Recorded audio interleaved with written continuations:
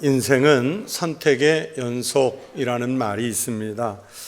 우리는요, 매 순간 무엇을 먹을까, 무엇을 입을까, 어떻게 해야 할까, 어디로 갈까, 무엇을 할까, 늘 그러면서 선택을 해야 합니다. 아직 인생의 경험이 적은 우리 자녀들 또는 청소년들이 앞으로 진로를 선택할 때 또는 전공을 택할 때 어른들에게 물을 때가 있는데, 많은 어른들이 조언하는 기준은 보면 어떻게 하면 돈을 더 잘 벌 수 있을까, 앞으로 어떻게 하면 좀 편리한 삶을 살 수 있을까, 거기에 초점을 맞춰서 조언을 하지, 그 선택의 조건으로 얼마나 공익적인 것인지 또는 민주 시민으로서 책임을 다할 수 있는 것인지, 그 선택 때문에 어떻게 하면 하나님께 영광을 돌릴 수 있는지, 그런 부분들에 대한 조언은 잘 없는 것 같습니다. 대부분의 젊은 사람들은 그때의 유행 또는 자기 기분 또 대세 이런 것에 의해서 선택을 하는 경우가 많은데, 전혀 적성에 맞지 않는 선택을 해서 10년, 20년 아니 수십 년을 마음으로 고생하는 경우들도 종종 보게 됩니다. 우리는 이 세상에서 어떤 선택을 하고자 할 때 극히 제한적인 조건들 때문에 망설일 때가 있습니다. 경제적인 제한을 받지요. 살면서 우리가 뭐 다 가지고 싶은 것 다 가질 수 있겠습니까? 그게 가질 수가 없다는 것 때문에 선택의 제한을 받을 때가 있어요. 또는 정치적 혹은 법률적 제한 때문에 선택을 망설일 때가 있습니다. 또는 문화적인 제한을 당할 때도 있습니다. 내가 살고 있는 그 문화적 기준이 전부가 아니기 때문에 다른 사람, 다른 사회, 다른 세대 또는 다른 나라들과 조화를 이루어서 살려면 자기의 것을 좀 약화 또는 제한하면서 선택을 해야 할 때도 있습니다. 그래서 우리는 살다 보면 선택의 폭이 제한적일 수 있습니다. 그러나 여러분, 그렇다고 해서 우리가 제한만 받고 있는 것은 아니죠. 우리가 하나님으로부터 받은 자유의지, 이 자유의지라는 특별한 이성의 선물을 받았고, 또 우리 대한민국 같이 자유로운 나라에서 사는 축복으로 인해서 우리는 상당한 자유를 누릴 수가 있습니다. 그 자유 중에 가장 큰 자유가 바로 선택의 자유입니다. 하나님께서 에덴 동산에 아담과 하와를 두셨을 때 그들을 속박했다는 기보다는 오히려 그들이 자신들의 삶을 선택하면서 살아갈 수 있도록 자유를 주셨고, 또 인류는 많은 부분 그 후손들이 자유의 의지에 의해서 선택하면서 살 수 있는 권리들을 내려주셨습니다. 그런데 아담과 하와의 경우에서 보듯이요, 선택은 자유지만 선택한 일로 인해서 생기는 결과는 자신의 책임으로 남습니다. 그래서 선택을 할 때는 깊이 생각해야 합니다. 내가 선택했기 때문에 생긴 결과들에 대해서는 일생 동안 내가 책임을 져야 합니다. 원하지 않는 결과가 나올지라도 내가 선택했기 때문에 그것을 감수해야 합니다. 선택은 순간적입니다. 그러나 선택에 대한 축복이 있다면 일생 동안 누리는 것이고요, 또 선택을 잘못한 것에 대한 고생의 값이 있다면 그 책임도 자기가 져야 하는 것입니다.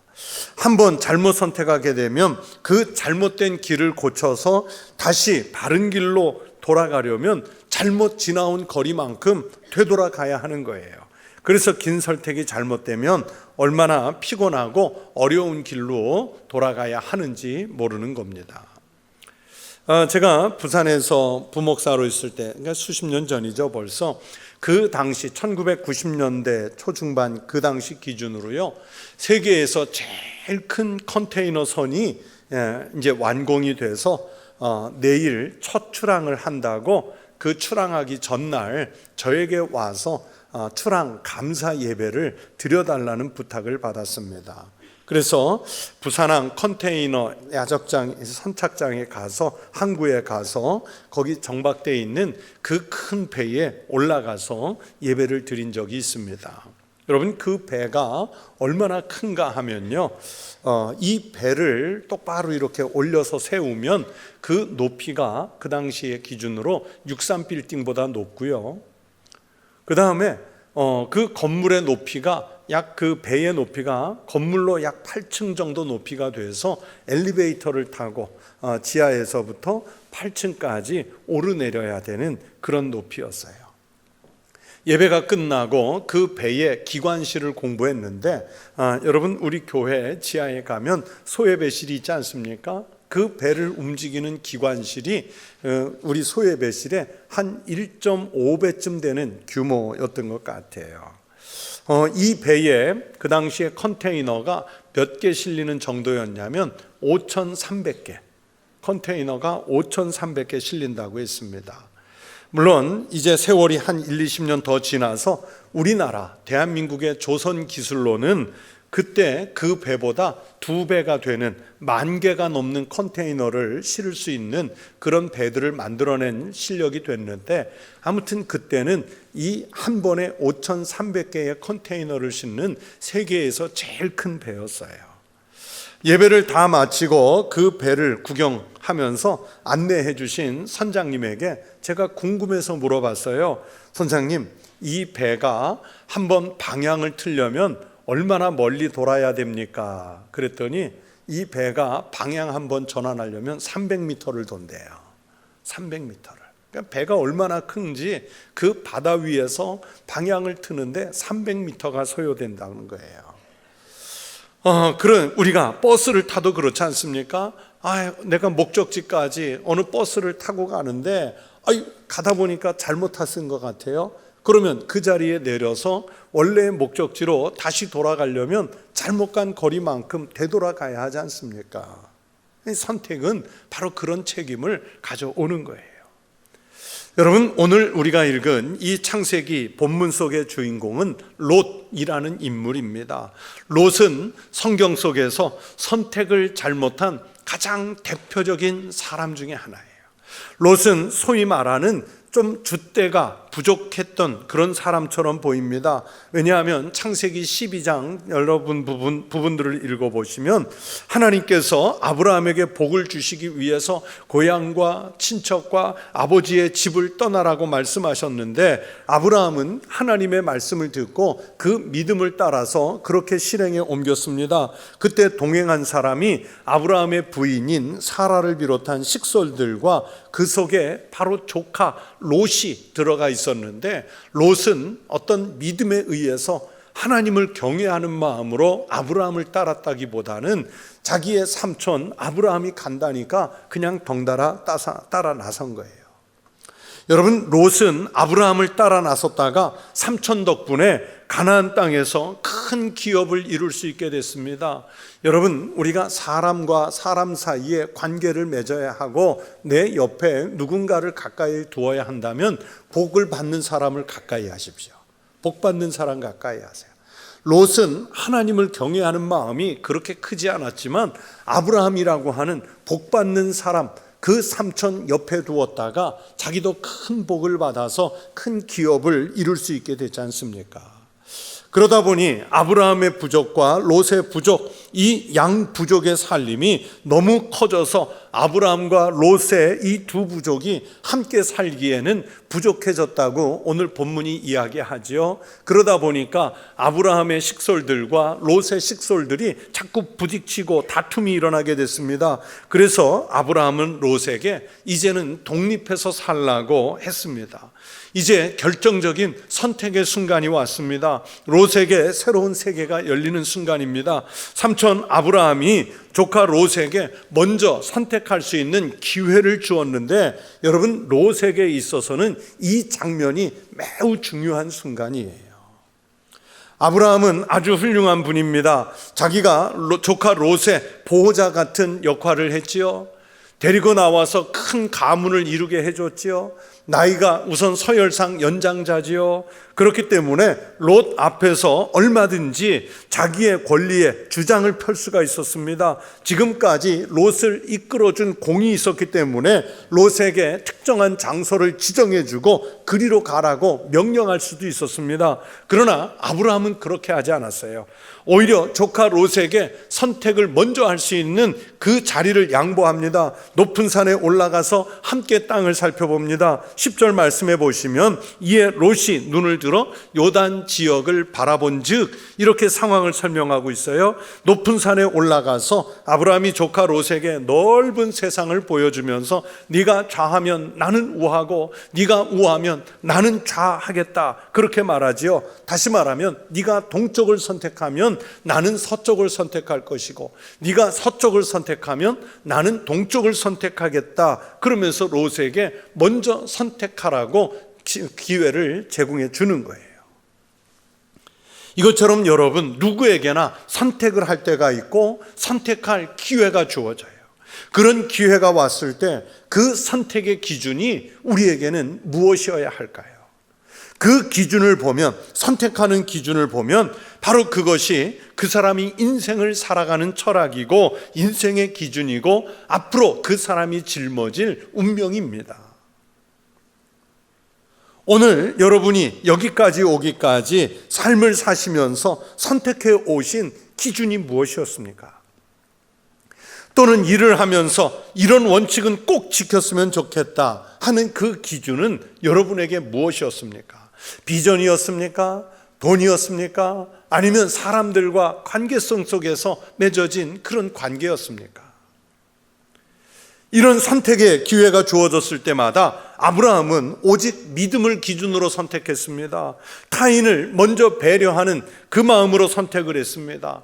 하나님이 말씀하시고 하나님이 약속하시고 하나님이 허락하시면 어디라도 가는 거예요. 당장 갈 길의 방향을 몰라도 하나님이 하셨으니까 가는 거예요. 아브라함의 선택 기준은 이렇게 오직 하나님의 명령이었습니다. 하나님을 믿는 그 신앙이 선택의 기준이었습니다. 그렇게 해서 선택의 방향이 척박한 땅, 오늘 말씀해 보니까 기름진 곳이라고는 전혀 보이지 않는 가나안 땅을 선택을 하는 거예요. 그러나 오늘 성경 속에 보면 롯은 선택 기준이 다르지요. 오늘 본문 10절에 의하면 롯은 눈을 들어 요단 지역을 바라봤습니다. 본다는 것은 아주 중요합니다. 롯의 기준은 그래서 하나님이 아니라 자기 눈에 보이는 감각이 기준이 된 거예요. 자기가 보기에 좋은 것을 선택했다는 말씀입니다. 요단을 바라보니까 멀리 소알 지역에까지 물이 풍성해 보였습니다. 근처에 소돔과 고모라를 보니까 하나님께서 아직 멸망시키기 전이었기 때문에 롯이 자기 눈으로 볼 때는 여호와의 동산 같고 애굽 땅과 같았더라 했습니다. 넉넉한 물을 보고 사람이 많은 것을 보고 도시를 보고 드러난 자원을 보고 눈의 감각에 의지해서 이쪽을 선택한 거예요. 그 선택의 기준이 11절에 보시면 롯이 요단 온 지역을 택하고 라고 말씀했는데, 여러분 이 말씀을요 히브리어 원문으로는 뭐라고 하냐면 와이브할로롯이라고 말하는데, 이 말을 그냥 그대로 직역을 하면 롯이 자기를 위하여 택하고, 그런 뜻이에요. 누구를 위해서 택했어요? 자기를 위해서. 그러니까 자기 기준에 의해 자기를 위해서 택하는 거예요.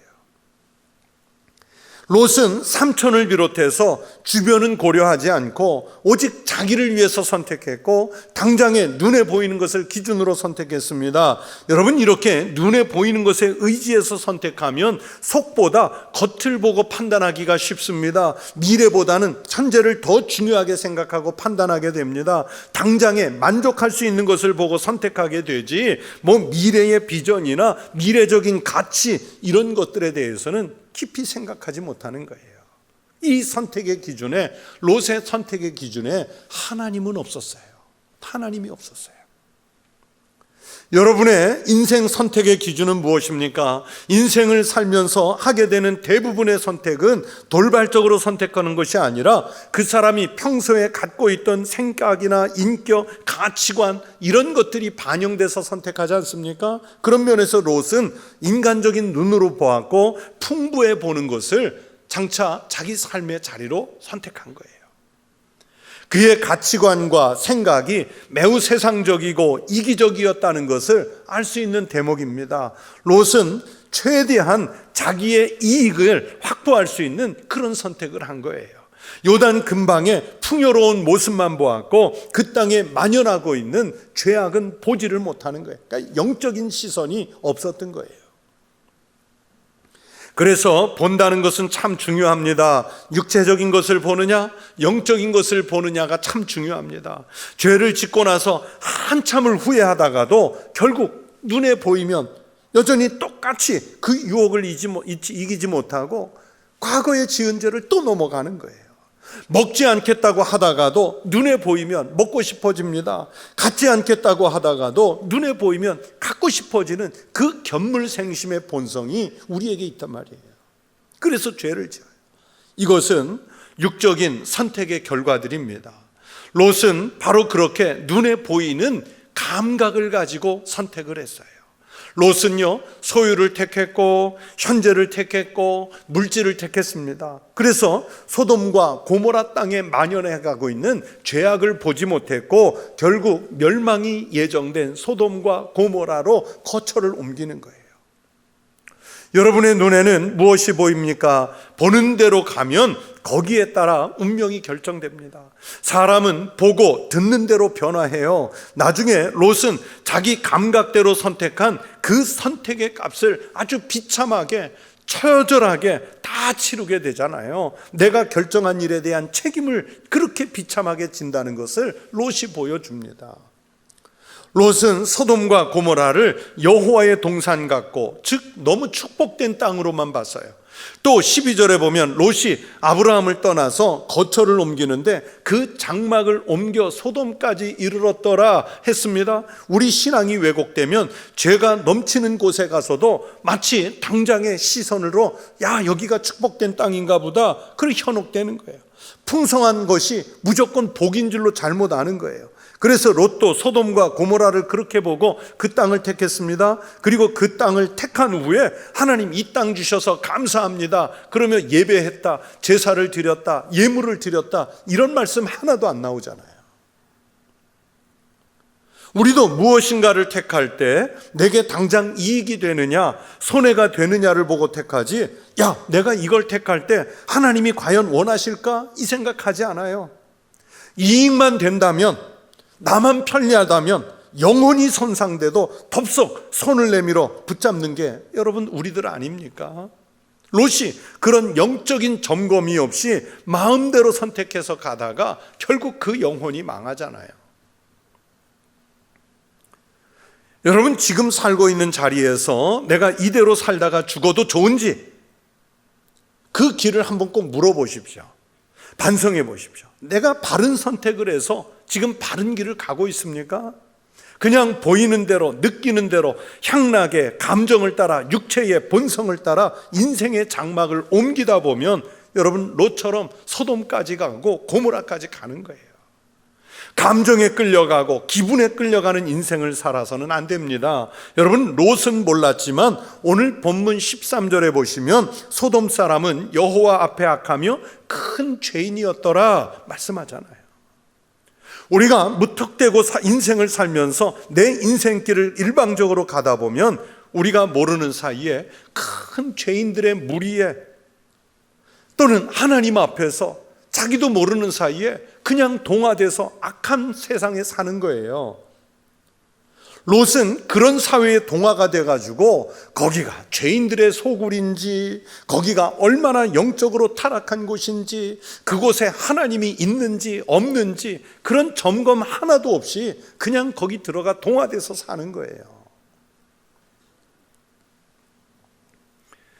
지금은 남북이 경색돼서 갈 수가 없는데 예전에 그 개성관광을 갔지 않습니까?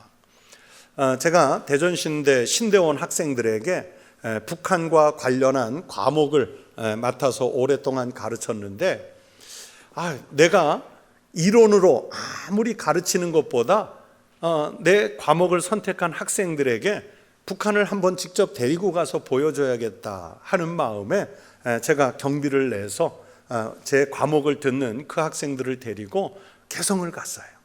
개성을 한 20명 이런 학생들을 데리고 개성을 다녀오는데, 그 개성이라는 데가 평양 다음으로 북한의 제2의 도시거든요.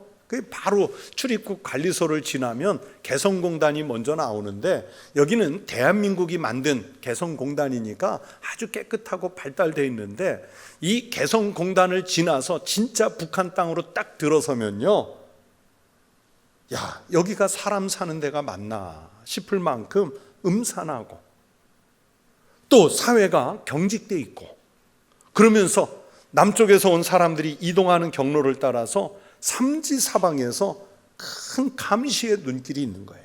우리를 꼼짝 못하게 해요. 그리고 개성 시민들과 이 대한민국 쪽에서 온 사람들이 접촉하지 못하도록요, 이 버스가 지나가는 길은 다 차단을 해요. 그래서 이 버스가 지나갈 때 마치 건널목에 차단기 내려와 있는 것처럼 그 북한 개성 시민들, 어린이들, 학생들이 기다리고 있는 거예요. 우리를 환영하려고 기다리는 게 아니라 우리가 지나간 다음에 지나갈 수 있도록 그렇게 하려고 차단하고 있는 거예요. 그러면서 곳곳에는 북한의 그 공산주의를 찬양하는 구호들, 김일성 일가를 찬양하는 구호들이 빨간 글씨 또는 빨간 바탕에 하얀 글씨로요, 도배가 돼 있어요. 그래서 제가 우리 안내원 동무들 못 듣게 제 옆에 있는 제 과목의 학생들에게, 몇몇 학생들에게 제가 이런 말을 했어요. 우리 남한의 젊은이들은 너무 좋은 곳에, 행복한 곳에 살면서도 이게 행복인 줄 모르고 살고 있고, 또 여기 북한 사람들은 이런 음산한 곳에 살면서도 행복이 뭔지 몰라서 이런 지옥 속에 살면서도 행복한 줄 알고 살고 있다. 여러분, 제가 한 말이지만 그 말이 맞지요? 맞아요. 우리는 너무 좋은 곳에 살면서 행복을 몰라요. 그냥 동화가 돼서. 또 저쪽은 자기네들끼리 동화가 돼가지고 그게 행복인 줄 알아요. 그렇게 사는 거예요. 그렇게 사람들은 자기가 사는 곳에 일단 동화가 돼버리면 그게 좋은 것인지 그게 나쁜 것인지 구별을 못하고 살아요. 특별히 죄를 택하면 그렇게 되고 악을 택하면 더욱 그렇습니다. 여러분, 예수님을 십자가에 못 박은 사람들은 그 엄청난 죄를 지으면서도 그게 죄인 줄을 몰랐어요. 그것을 예수님께서 십자가에서 이렇게 말씀하시잖아요. 아버지, 저들을 사하여 주옵소서, 자기들이 하는 것을 알지 못함이니이다. 즉 그 시대 그 사람들은 죄에 동화되어서 살다 보니까 죄가 죄인 줄 모르고 사는 거예요. 롯은 소돔 사람들과 어울려 살다 보니까 의식 속에, 생활 속에, 그들의 문화와 도덕 기준 속에 다 동화가 되고 말았어요. 그 결과가 나중에 얼마나 참혹한 상황을 불러옵니까? 그렇게 선택한 결과 때문에 자기가 그렇게 소중하게 생각했던 재물과 재산과 풍부한 자원을 다 빼앗겨요. 그의 아내는 그래도 미련이 남아서 그 유황불에 멸망하는 소돔과 고모라 쪽으로 뒤돌아보다가 그만 소금기둥이 돼서 죽어버리잖아요. 롯은 자기 두 딸과 겨우 살아남아서 산중으로 도피해서 살다가 그 딸들과 부정한 관계에 의해서 하나님에게 대적하는 하나님의 백성들과 싸우게 되는 원수민족 모압과 암몬 족속을 만드는 그런 불륜을 저지르잖아요. 보세요. 그렇게 눈에 보기에 좋았던 것들이 누구 것이 됐습니까? 무엇이 남았습니까? 다 잃어버렸어요. 하나님을 떠나서 잘못된 선택을 하게 되면 이렇게 모든 걸 잃는 거예요. 그런데 재산만 잃고 나는 게 문제가 아니라 가장 결정적인 문제는 하나님 없는 생명을 잃어버리는 거예요. 생명을. 영원히 죽는 거예요. 소돔을 선택한 것 때문에 그동안 잃은 소유도 잃고 꿈도 잃었습니다. 이 잘못된 선택의 결과인 거죠. 소돔과 고모라 쪽을 택한 롯과 다르게 롯의 반대 방향인 가나안을 택한 아브라함을 보십시오. 인간적인 눈으로 봐서 아브라함은 작은 땅을 택한 것 같아요. 하나님은 이런 아브라함을 보고 눈을 들어서 동서남북 사방을 보라고 말씀하시죠. 그러면서 보이는 땅을 내가 너와 내 자손에게 주리니 영원히 이르리라. 자손을 많게 하셔서 셀 수 없을 만큼 많은 자손을 주셔서 민족을 이루겠다는 약속도 주시잖아요. 아브라함이 종과 횡으로 두루 다녀서 밟은 땅은 다 주시겠다고 약속하시잖아요. 여러분, 이 약속을 하나님으로부터 들은 아브라함은 어떻게 반응했습니까? 그냥 입 씻고 넘어갔습니까? 아니죠. 이에 아브라함이 장막을 옮겨 헤브론에 있는 마므레 상수리 숲에 이르러 거기 거주하며 거기서 여호와를 위하여 제단을 쌓았더라. 여호와를 위하여 제단을 쌓았더라. 아브라함은 하나님의 약속을 믿고 거처를 헤브론까지 옮겨가면서 하나님께 감사하는 제단부터 쌓은 거예요. 여러분, 당장의 눈으로 보면 척박한 땅, 물이 부족한 땅, 좁은 땅, 거기를 택한 것 같은데 하나님은 아브라함이 그 드리는 감사를 받으신 거예요. 이 태도가 바로 믿음의 사람의 자세입니다. 이런 사람을, 이런 아브라함을 하나님이 축복 안 하실 이유가 없는 거예요.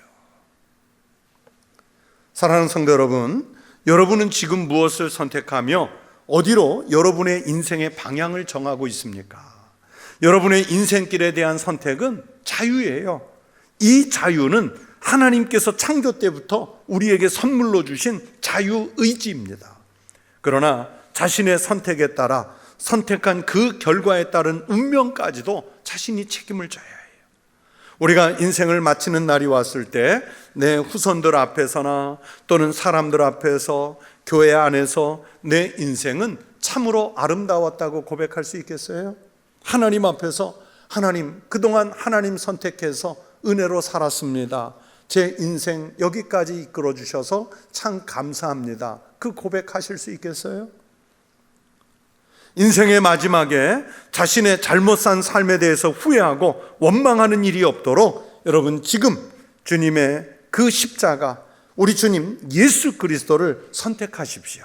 우리가 인생을 살면서 무엇을 선택하고 무엇을 붙잡고 살아야 하는지 히브리서 4장 14절이 아주 선명하게 말씀하고 있습니다. 그러므로 우리에게 큰 대제사장이 계시니 승천하신 이 곧 하나님의 아들 예수시라. 우리가 믿는 도리를 굳게 잡을지어다. 우리가 믿는 도리, 예수 그리스도, 십자가를 지신, 그러면서 십자가에서 죽음을 이기고 부활하신, 승천하신 그 예수 그리스도를 굳게 붙잡으십시오. 예수님의 십자가가 없는 곳은 편해 보일 수 있어요. 그러나 거기는 죄가 있습니다. 예수님의 십자가가 있는 곳, 거기는 척박해 보여요. 좁은 문이에요. 좁은 길이에요. 그러나 하나님께 예배하는 헤브론 같은 곳이기 때문에 하나님은 그곳에서 하나님의 백성들에게 복을 주실 줄로 믿습니다. 죄는 우리에게 눈으로 보기에 좋은 대로 유혹해요. 그러나 그리스도를 선택하는 길은 십자가를 지는 희생과 수고를 요구합니다. 그러나 죄의 유혹에 넘어가지 말고요, 여러분, 수고와 희생이 있더라도 그리스도를 선택하며 사시기를 축원합니다. 그러면 아브라함에게 주셨던 이 놀라운 믿음의 축복들을 우리에게도 주실 줄로 믿습니다. 그 믿음 안에서 승리하는 삶을 사는 성도들의 인생이 되시기를 주의 이름으로 축원합니다. 주님의 이름으로 축복합니다. 기도하겠습니다. 하나님 아버지, 감사합니다. 우리는 믿음의 길과 믿음 없는 길을 사이에 놓고 있을 때 어떤 형편에서라도 주님의 십자가를 따르는 믿음의 길로 가게 하여 주시옵소서. 그랬을 때 비록 고난과 아픔의 길을 갈지언정 장차 우리에게 주실 영원한 하나님 나라의 생명이 있기에 하나님을 향한 믿음으로 그 길을 가게 하여 주시옵소서. 그리고 마침내는 하나님 나라에 도달한 승리의 영광을 누리게 하여 주시옵소서. 예수님 이름으로 기도하옵나이다. 아멘.